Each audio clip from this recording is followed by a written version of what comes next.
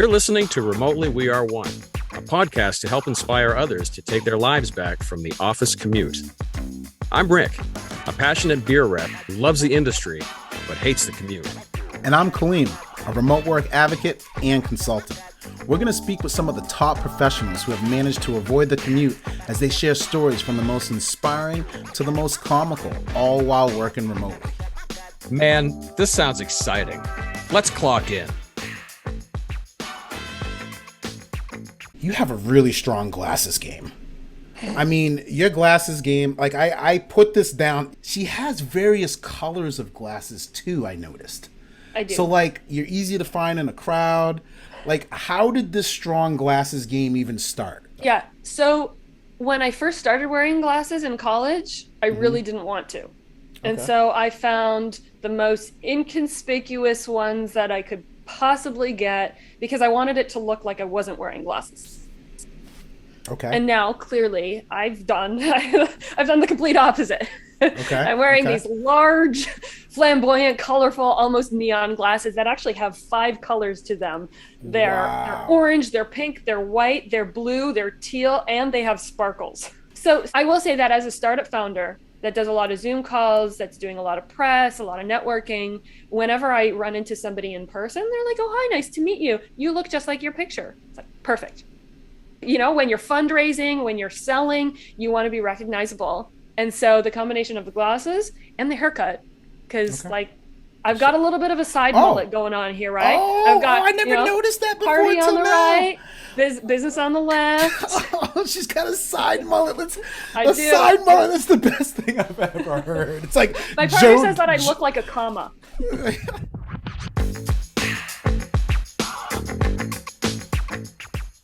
Welcome back, everyone, to another fabulous and insightful edition of Remotely We Are One.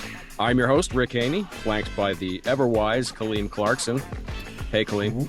We are one! Shout it! You heard? I heard. You dig? I dig.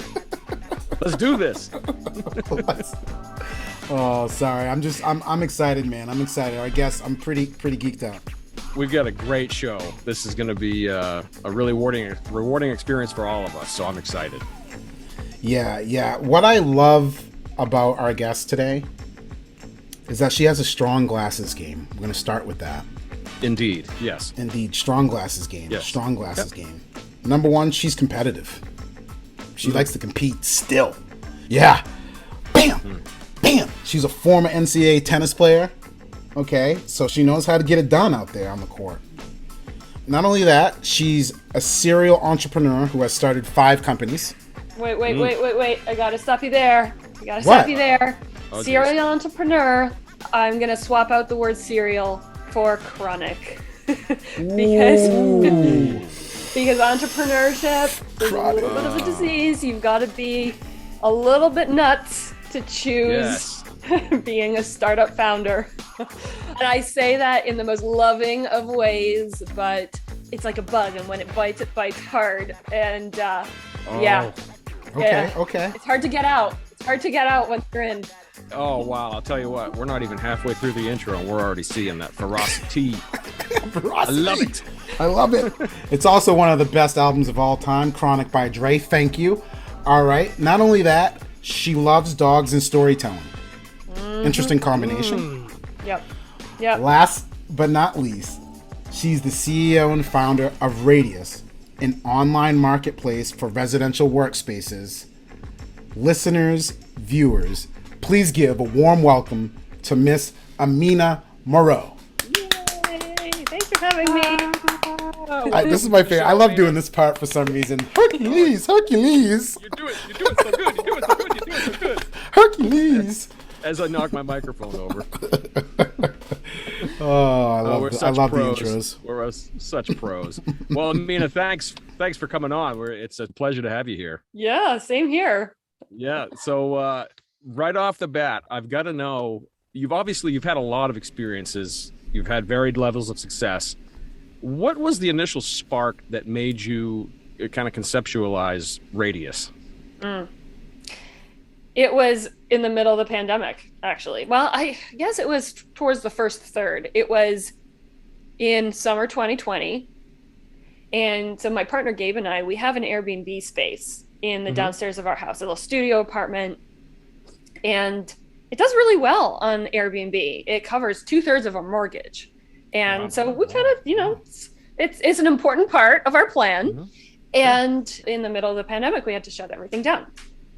And, the one thing that was preventing us from reopening was like kind of just the grossness factor of washing a stranger's linens during a pandemic, because you've got to wash the bed sheets and the towels. And we're like, you know what, we don't really want to do that. And this was maybe August of 2020. Nobody was vaccinated because vaccines for this didn't exist. We're like, we just don't want to do this, but we can't keep it shut down forever either. And so we just started brainstorming one day, can we get rid of the overnight component of Airbnb-ing and just rent it out by the day? And if we could, like, how would we do that? We're like, well, what if we upgrade the Wi-Fi down there and get a sit-stand desk and just offer it up to our neighbors to come and work there? Because at the time, everybody was stuck, isolated in their homes. Their kids were home from school, their dogs were barking, and people were going crazy. And so we're like, what if we just offer it to our neighbors as a solo escape? It'll be totally safe because no one else has been there. And we can even offer it to them for free, just as a good kind of nice, like, neighborly thing to do. And so we kind of shopped the idea around and tested things out. And not only was the response really great on that side, but we started talking to our other Airbnb host friends about it. And they're like, where do I sign up? Is this like a thing? Is this like a platform? And it wasn't at the time. And we're like, maybe it should be. And just taking residential spaces and repurposing them as offices. And so that's how the initial spark came out. And then companies in the fall started making announcements, and there were headlines everywhere about permanent remote work over here. And Pinterest pays $89 million just to cancel a lease because they're going in the direction of flex work. And we're like, whoa, this is a B2B platform. Yes. And this isn't just for individuals. This is going to be for teams. This is going to be for people that need to meet but don't have an office to go to anymore. Or they do, but they don't want to commute. They can just walk 3 doors down to their neighbor's place and get a rental for the day. So it sounds to me like the stars really aligned on not only the timing of this, but obviously the need that was out there that was completely unfulfilled. Yeah. Look, I have enough ego to hate saying this. I hate saying this because I'm a control freak with an ego. But startup life, the success of a company is so much based on luck and timing. Like, I hate it with every fiber of my being. I hate saying that out loud because I love having control over my outcomes. And like, I like thinking that what I do matters and has actually some effect on the way that something in my company will work. But the timing for an idea like this couldn't have been better. It's because the need is so huge. And for the last 2 years, people have gotten used to staying in their neighborhoods, having the convenience of, and just having the comforts of home that were like, it's going to persist. And so the timing has never been better. I mean, I got a question in regards to like your experience, your first neighbor, the first person that came over and did it. Do you remember what they said or what their response was after they came over? Like, what was it like? Because the idea came along, you were already doing the Airbnb, but was there something specific from your neighbors who were coming over that were like, using it? It was kind of a combination of things because we had a few people come like when it was like in its very, very infancy. And biggest feedback was kind of getting away from the kids.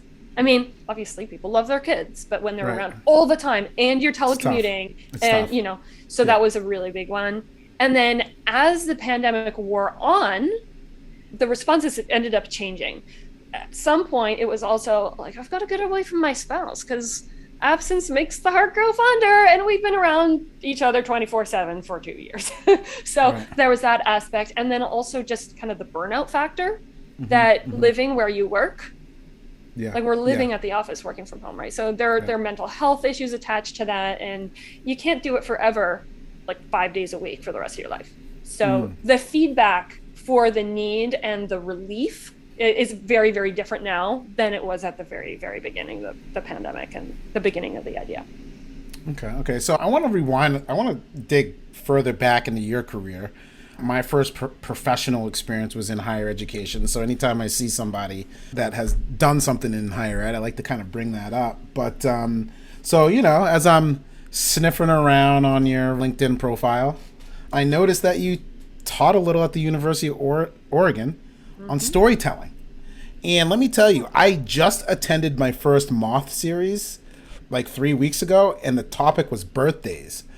And I was just so and now I'm addicted. I'm definitely going to the next one. But hearing people tell their story, and they were random. There were some sad stories with comedy mixed in. There were some funny stories. There was some crazy, it was just really cool. And there is a specific talent on being able to tell a story. Yeah, for sure. Can you tell me how you got into storytelling? And yeah, just that. Can you tell me it's a bit of a funny story, as would be appropriate. Sure. But you know what? I changed majors like 5 times. Mm-hmm. For a long time, I thought I knew exactly what I was going to do and what I was going to be. Mm-hmm. And then I got to college and I was like, actually, no. I think that I'm going into this field because it's expected of me, not because I actually want it. But I didn't actually know what I wanted. I just knew what I didn't want. None of us do, right? And so, you're 17, 18. What do you know? And you're supposed to make a choice for the rest of your life? Come on. So I tried this and I tried that. I ended up graduating with a psychology degree. Okay. But Pretty good. But my first startup was created at the same time. It was created in a dorm room. And it was a photo and video production company. Okay. And as we were graduating, my co-founder and I were like, okay, we could go do a master's, maybe we could go do a PhD and either teach or do research, or, we've got this business that we've started and it's really fun and it's starting to do well. Maybe we should pause school for a bit and just explore this. And that's what we did. And so it was pause school. Yeah, so we graduated, but we didn't go on with our postgrad. Okay. Cool. And then, honestly, spoiler alert, we didn't come back because that company ended up being so fulfilling and so fun, and it ended up being successful too, which didn't hurt. But much to my dad's chagrin, photo and video didn't have anything to do with the psychology degree that I had just graduated with. So I changed major 5 times, and then I go into a career that has nothing to do with my final degree. Until a few years later, we did manage to bring it full circle. Because for the first 5 or 6 years, we're like, all right, let's just do the coolest, most epic stuff possible.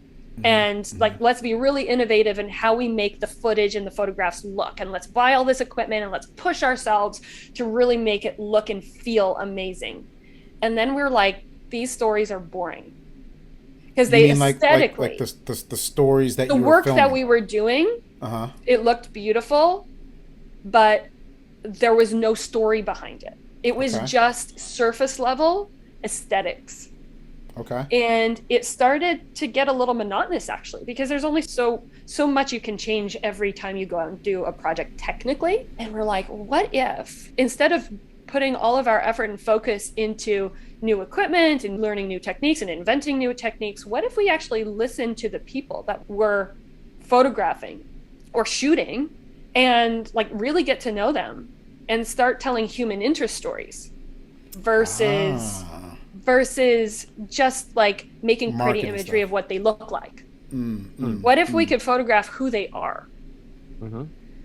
And all of a sudden, it wasn't an overnight transition, but it became so much more fulfilling, not just for us, but then they had something to show their grandkids about who they used to be at this time in their lives. And they had these deep stories, not just about who they were in that moment, but who they wanted to become.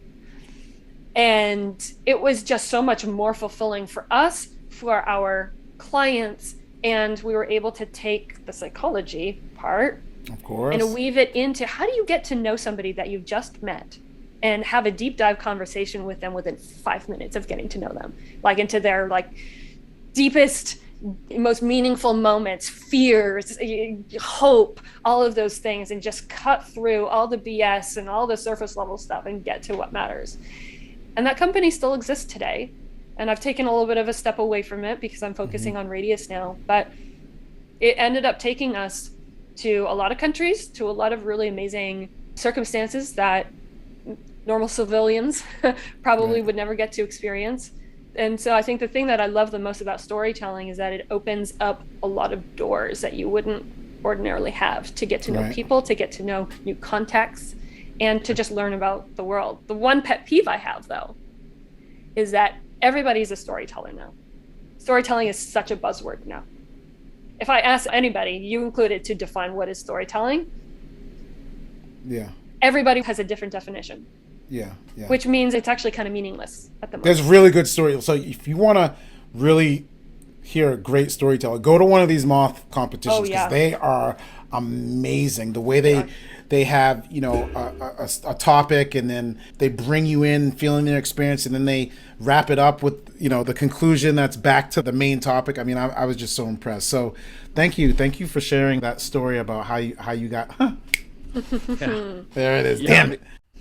If I can just interject with a couple of thoughts, and you brought this up specifically through your storytelling experience with the term human connection. With regard to remote work, okay? Yeah. Isolation, loneliness, you know, there's such an enormous challenge when it comes to remote work. Do you think that employers need to focus more on providing opportunities for multiple types of that human connection so that people don't lose their mind with the isolation? Yes.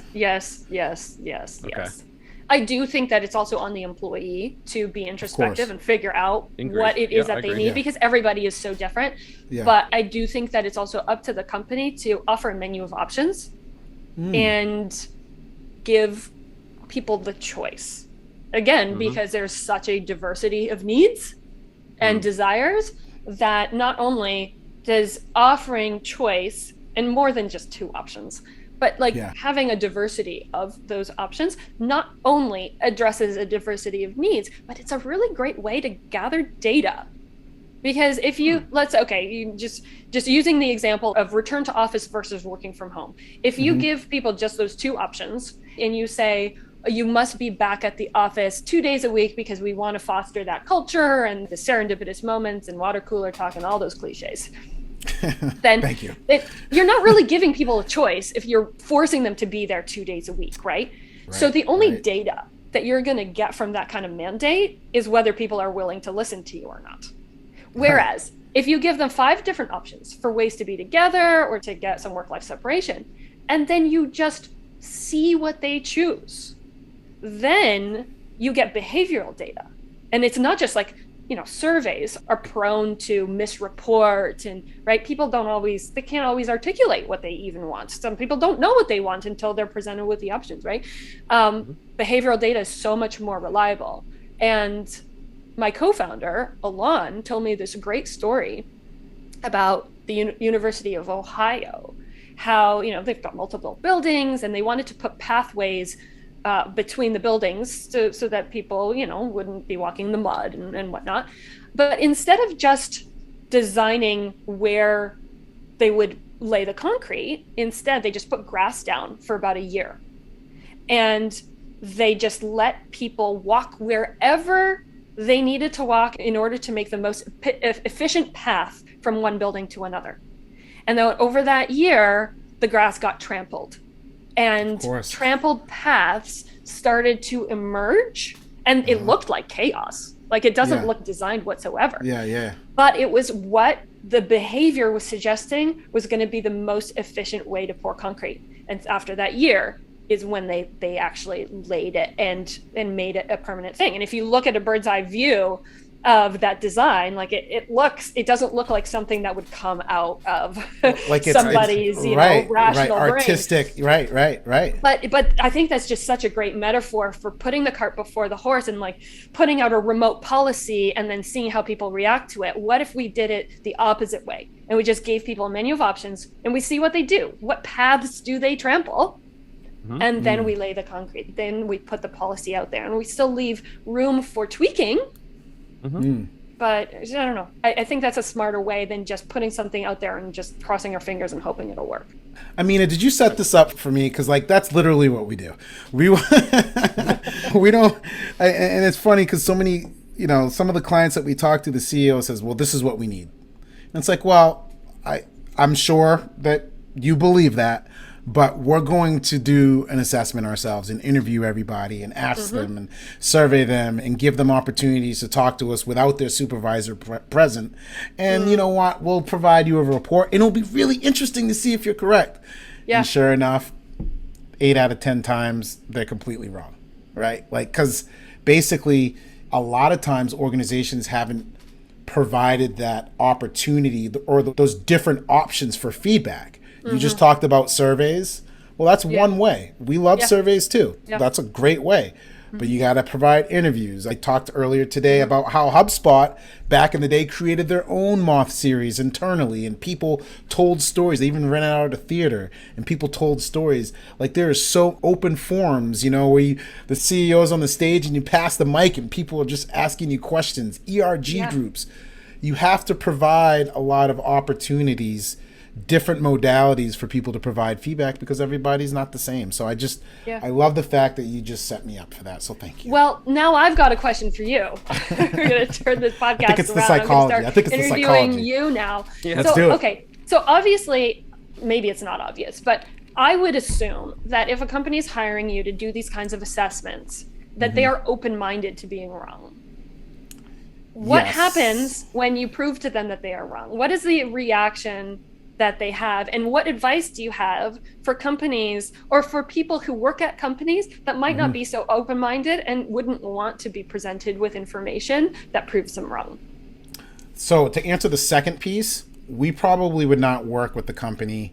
Like one of the things that we decide is that we don't want to be in the business of convincing anybody that remote work is the way to go. Now, is that a smart thing for us? Only time will tell, because generally speaking, it's very difficult to fight uphill when the policy change needs to come from the top. And that's how we're thinking about it at Radious too, right? You can't just argue, like, for example, Elon Musk, right? Like, I'm not going to argue with Elon. If he brought me in, I'd be like, nah, bro. Like, you've already said how you believe, and there's nothing that's actually going to change that. So it's like, I got to move on to someone who's more open. But back to your first question of, generally speaking, one of our clients we were working with, they were just surprised. They were like, wow, that's really fascinating. Because someone who wants some data, someone who reaches out to us, they are kind of a little bit open, like what you're saying, and they just want to know, like, what path should they build, right? But they don't have the tools. They haven't laid the grass down to see the different paths. So generally speaking, one survey we did with a company, one interview was like, all of the creative team, we assumed going into it, and even they said, the creative team, they're going to want to be in the office 4 days a week at least. Come to find out, they only wanted to be in the office 1 day a week, and they were shocked. So that's kind of how that works. It is a little shocking to me that they're still shocked. Like, why? I mean, I do get it, especially for companies that are holding a lot of real estate and they're stuck in a lease, or they've bought a building, and so they might it's actually sunk cost. Just let it go, man. Exactly. A lady, a woman, let it go. It's sunk cost. But it is hard to do. It is hard to let go. And if that's creeping in psychologically, like subconsciously, I could see how that would inform some like rose-colored thinking. Like, of course, everyone wants to come back 4 days a week. We just have to give them the means to do it. But no, they don't. They don't. And it's just surprising to me that people are still thinking that way, because isn't it so obvious? People do want in-person interaction, but they don't want it to be forced. And yeah. Sorry, I could just keep venting all day. No, that's great. Please do. Stop myself right there. No need to. So I just want to back up a moment, if I can, when I asked you the question about isolation and employees and their responsibility, and then you threw it back onto the employee saying, oh, they need to take initiative sometimes and introspection and all that. Can you talk a little bit about, because this is one option that I had never even heard of, the third office. I'm really intrigued by the notion of somebody having 3 different offices. Obviously, you got your corporate office where your physical location, and you got a home office, but what exactly is the benefit of a third office? Yeah. And I think that there are different names for it too. Third office. Some people are calling them a third place. where Third it place. could be a place that you kind of treat as an office sometimes, but maybe use it for different things as like well. Yep.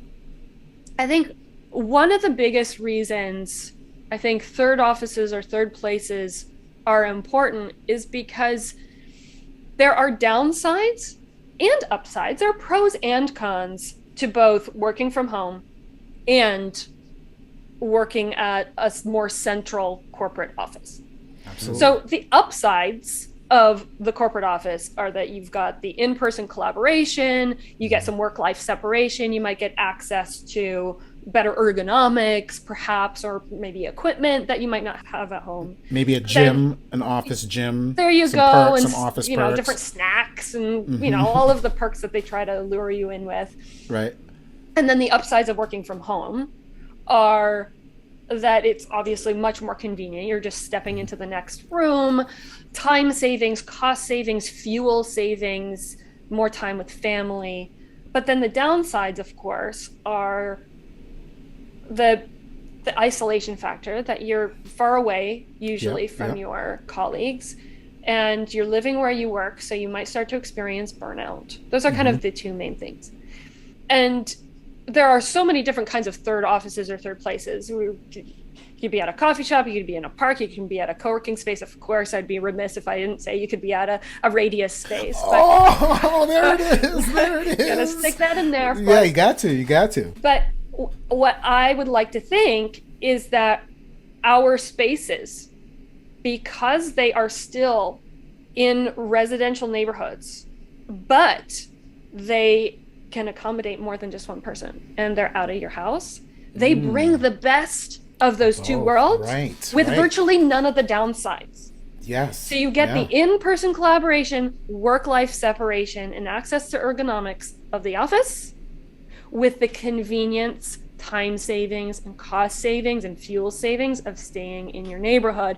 But you're still getting all of those other benefits and seeing colleagues again. So whether it's one of our spaces or something else that's in your neighborhood, it having a third place to go is not only better for a wide range of employees and employee types, but let me also say we haven't talked about proximity bias yet. Yeah. And this could be an entirely other tangent, so I won't go too far unless you want to ask any more questions about it. But you know, there is the potential that some people might be discriminated against because they're not being seen as often as other folks. And people who have barriers to commuting to a central office regularly typically are caretakers, working moms, and I'm sure other types too. And those barriers could be financial, they could be logistical, they could be time related, they could be childcare related. But if you have more barriers, and if you already happen to be a part of a population that already struggles for equality in the workplace, this is no good. This is no good, right? And so we need third places that are convenient to access, that help to overcome some of those barriers to coming to the office, make it easier for people to be in person, to form and deepen those bonds with coworkers and with managers and with directors, and be seen and have your work be more recognized. I'm not saying that I'm not advocating for this sort of culture where you must be seen and you must be monitored in order to have growth opportunities. I don't think that's right either. But unfortunately, we do have these biases. Right. And so if we can find ways to be together and give people level the playing field is really what I'm getting at. Yeah. Third place is level the playing field. I have a question about how Radious works, because I don't think we talked about that briefly, and then we'll have time for Rick's famous question. Is Radious looking at purchasing homes in certain areas and then kind of converting those homes into quote unquote residential co-working spaces? Is that how Radious works, or is it a different type of model? You're about 90% of the way there. So yes, we are working with homes to make them great meeting spaces with all of the workplace amenities that you could need. The only thing that we're not doing that you mentioned is that we're not actually purchasing them. We're a marketplace. We're just kind of a middleman. We're like Airbnb in that sense. And so we have hosts And they are the property owners. And so it could Okay. be an investment home that they have, an apartment or a condo. They might have an ADU in their backyard. It could be a tiny home for 1 or 2 people, or it could be a mansion that could accommodate a team of 30. Okay. But Cool. they list on our platform, and then companies or individuals who need a space for the day, they search in their area, they filter search results by, whether by Wi-Fi speeds, or whether they need stand desks, or if they need monitors or a projector for presentation. They choose a space, they book for the day, and they're all set. Super cool. That makes a lot of sense. You're not purchasing homes to convert them in the residential. We're not co-working purchasing spots. them, Yeah, that's but great. That's great. But I will hammer home the fact that there are a lot of marketplaces that are taking commercial space and repurposing it in a similar way to be able to book by the day or by the month.